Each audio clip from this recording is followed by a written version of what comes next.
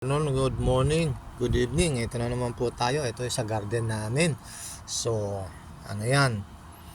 Mint yan. Dami yan. Dami. Ito, tinanim lang namin noon. Bumili kami ni Mrs. ng isang paso na maliit. Kagaya nito. Ganyang paso noon. Tapos tinanim ko dito. Aba, biglang dumami. Biro, makita nyo naman, no? Mint lahat yan.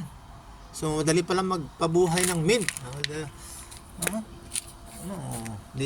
Libre na kami sa mint. Mag-tea. Halo rin sa lam. Gawin tatsaki. Yogurt.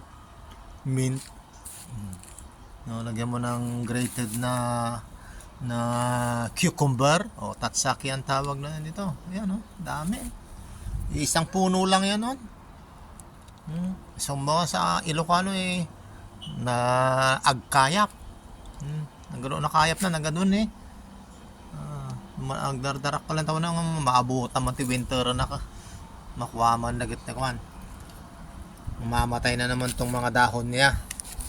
Tapos pag ano na mag-spring by February, March, mabubuhay na naman sila. So dormant sila. Tapos ito yung apple tree namin. May natitira pang 3. Ayan. Yung iba nalalaglag na. Pero na-harvest na namin yung iba. Ayan, ang laki ng bunga. Matamis yan. Nabubulok na nga Sawa. Ang liit lang kung makikita nyo. Liit. Pero maraming bunga yan. Ito, blueberry naman to. Wala na nakuha na namin. Pinagpitasan na lang. Wala na. Ayan kulubot na. Ang dami na. Napitas ko na lahat yan. So next summer na naman ito. Mayabong na naman. Putulin ko. Laki ng apple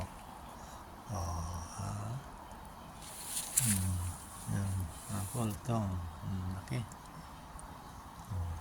Liit lang ng apple. Pero okay po. Susunod po na video. Thank you. Ito naman po yung I'm recording. So ito naman po yung laurel. Ito yung puno ng laurel. Maliit siya pero pero may bulaklak na. Ayan, ito yung tinatawag na laurel sa atin. Ito bay leaf sa English. Ayan siya.